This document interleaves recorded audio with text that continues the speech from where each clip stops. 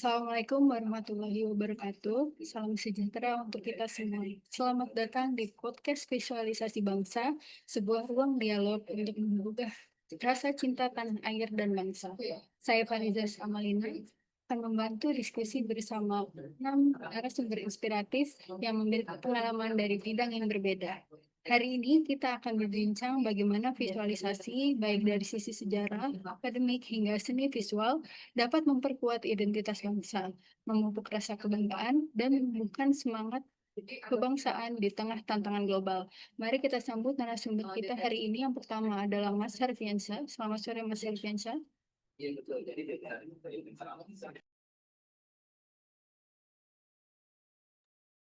Selamat sore, Mbak.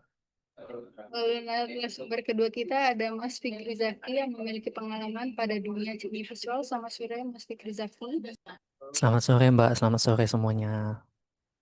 Narasumber ketiga kita yaitu Mas Giswanto yang akan berbicara dari segi pelaku ekonomi atau UMKM. Selamat sore, Mas Giswanto. Selamat sore Mbak, selamat sore semuanya. Ada Mas Gardini yang akan memberikan pendapat dari sisi akademik. Selamat sore, Mas Gardini. Selamat sore, Mbak. Lalu narasumber kelima kita, Mas Farhan yang akan memberikan pendapatnya dari sisi lingkungan masyarakat. Selamat sore, Mas Farhan. Sore, Mbak. Dan yang terakhir ada Mas Hans yang akan berbicara dari sisi sejarah. Selamat sore, Mas Hans. Selamat sore, Mbak. Selamat sore semuanya. Kalau dengar kata Indonesia, apa yang langsung terlintas di benak kita? Mungkin bendera merah putih, makanan enak, atau budaya yang super beragam. Nah, kali ini kita akan diskusi tentang bagaimana visualisasi bangsa bisa bikin kita lebih cinta tanah air, lebih bangga jadi orang Indonesia, sekaligus mengingatkan bahwa cinta tanah air bisa diwujudkan lewat hal-hal sederhana dalam kehidupan sehari-hari. Nah, saya akan mulai dari Mas Sarfiansyah dulu nih. Kalau menurut Mas Sarfiansyah sendiri sebagai pemuda desa, apa sih pandangan Mas tentang visualisasi bangsa? Islah kemana ya? Baik, Di sana ya? selamat siang semuanya. Oke, bagi saya, visualisasi bangsa Indonesia itu bagaimana cara kita menggambarkan jati diri bangsa kita dalam bentuk yang nyata. Nah, baik itu budaya, karya, maupun sikap kita sehari-hari. Nah, visualisasi ini menurut saya bukan cuma simbol seperti bendera atau lambang negara. Jadi juga harus tercermin di gotong royong, kearifan lokal yang kita punya. Dan yang paling penting ya saling menghargai segala keberagaman yang kita punya. Nah, kami sebagai pemuda desa ini saya rasa punya peran penting nih karena kami yang langsung bersentuhan dengan budaya, tradisi maupun sumber daya alam lain. Kami menunjukkan bahwa Indonesia itu sederhana, bekerja keras, tapi tetap kaya dan nilai kebersamaan. Jadi kami punya kegiatan kepemudaan, seni, olahraga maupun digitalisasi desa yang artinya kami tetap menjaga identitas kami yang tetap lokal tapi tetap mengikuti perkembangan zaman. Terima kasih. Oke, luar biasa sekali ya. Apa yang tadi disampaikan benar-benar menggambarkan betapa besarnya peran pemuda desa. Dari akar budayanya, tradisi, sampai pemanfaatan sumber daya alam. Semua bisa menjadi kekuatan bangsa. Kalau dari segi seni visual nih, Mas Zaki, bagaimana seni visual tersebut bisa menggambarkan visualisasi bangsa Indonesia? Baik, terima kasih Mbak. Jadi ya visualisasi bangsa Indonesia nih, jika kita melihat dari seni visual, sisi seni visual ini sangat berhubungan ya. Seperti yang kita tahu bahwa Indonesia merupakan negara yang mempunyai banyak keanekaragamannya, ya bahkan dalam seni visualnya Indonesia memiliki sejarah panjang dan beragam, dan hingga saat ini pun seni visual di Indonesia itu terus berkembang dengan gaya baru, menggunakan media platform digital untuk mengekspresikan diri dan membagikan karya supaya seni visual ini makin dikenal oleh dunia. Nah, visualisasi bangsa Indonesia dalam seni visual yang saya ambil contohnya batik nih. Batik yang merupakan seni pewarnaan kain yang membentuk dan menciptakan pola pada kain. Nah, batik sendiri ini memiliki sejarah yang panjang dengan motif-motif yang beragam dan bermakna, dan bahkan sejarah dan bahkan pola-pola yang berbeda pada beberapa daerah. Singkatnya, Indonesia ini memiliki banyak sekali kesenian yang menarik sehingga dengan kita mengetahui, kita mempelajari, itu akan membuat kita semakin cinta tanah air. Nah, sedikit tambahan juga selain batik ya, contoh kesenian lainnya kita bisa melihat ya ada berbagai macam ukiran-ukiran kayu, anyaman bambu atau rotan, kesenian wayang dan lain-lainnya. Ya, seni visual ini dengan keberagaman ini menjadi bagian penting dari warisan budaya kita. Dan kita harus melestarikan dan mempromosikan budaya Indonesia supaya makin dikenal di mata dunia. Seperti itu, Mbak. Oke, jadi perwujudan cinta tanah air dan bangsa bisa dilihat dari karya visual yang sampai saat ini terus berkembang ya, namun tetap mengandung identitas bangsa di dalamnya.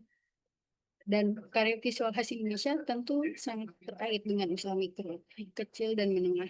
Dari segi UMKM sendiri nih, bagaimana perwujudan dan kebanggaan kita dalam berbangsa dan bernegara? Baik, terima kasih Mbak.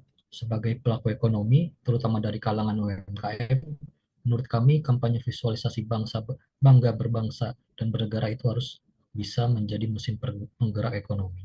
Slogan Bangga Buatan Indonesia akan terasa hampa kalau dukungan pemerintah untuk UMKM masih minim.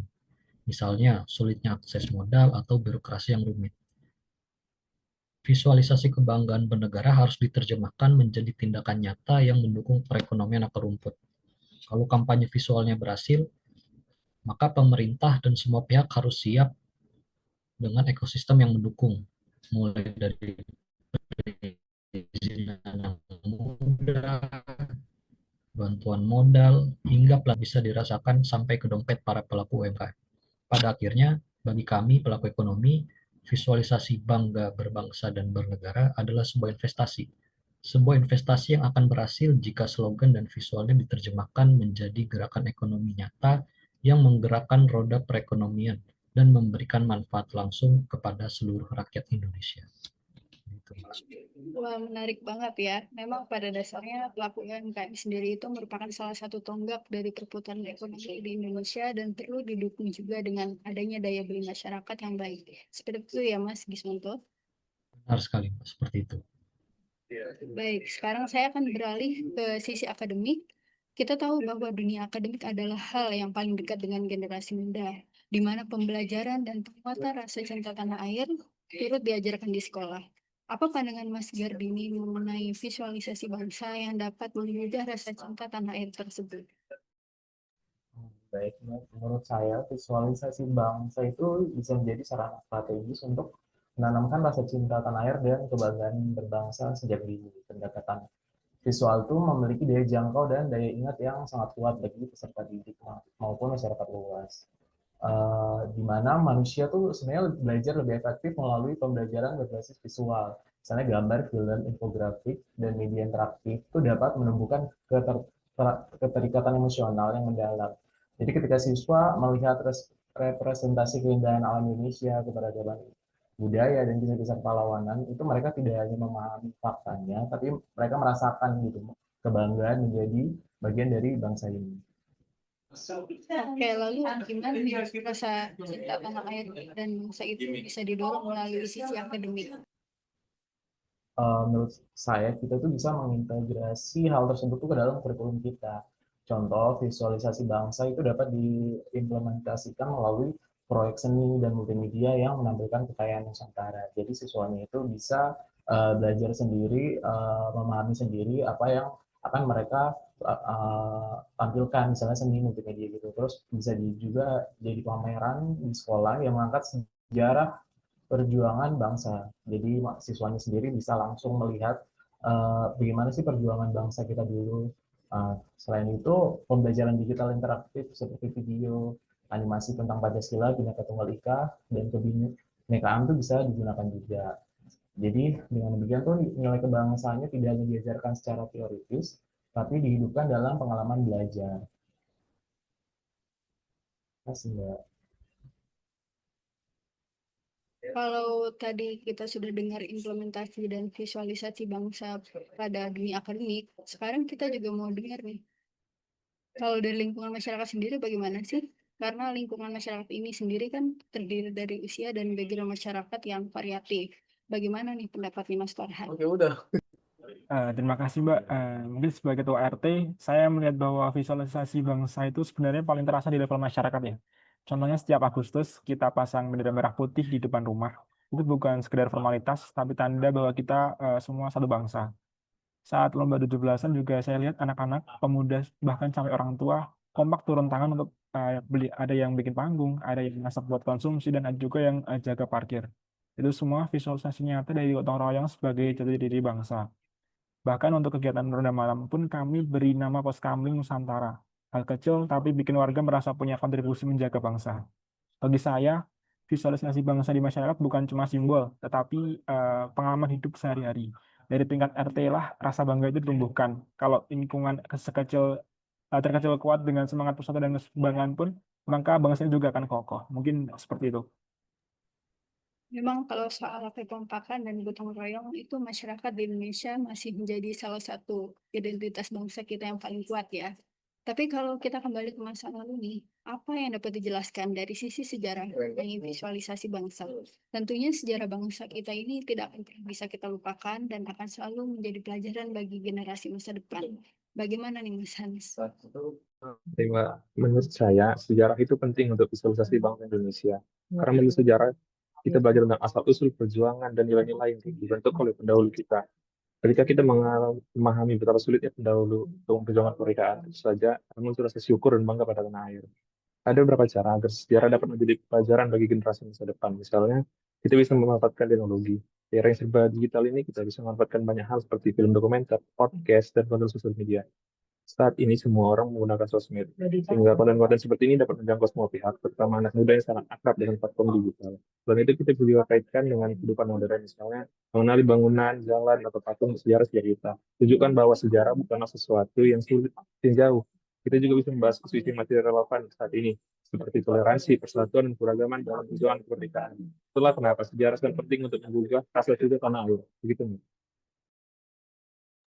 Ya, pada akhirnya kita tidak boleh melupakan sejarah ya, karena kita juga harus mengenal dan memahami bagaimana perjuangan para pahlawan dulu yang turut membentuk nilai-nilai yang masih ada sampai saat ini. Baik, luar biasa sekali obrolan kita hari ini dari sisi sejarah, keberagaman, sampai peran generasi muda di era sekarang. Semuanya mengingatkan kita bahwa cinta tanah air itu bukan hanya kata, tapi juga tindakan nyata. Baik, Bapak Ibu penonton, kita sudah sampai di penghujung acara pada hari ini. Terima kasih untuk narasumber yang sudah berbagi dan ingat Indonesia adalah kita dan kita adalah Indonesia. Mari kita jaga, rawat, dan banggakan negeri ini bersama-sama. Sampai jumpa di lain kesempatan. Salam hangat dan tetap bangga ber-Indonesia.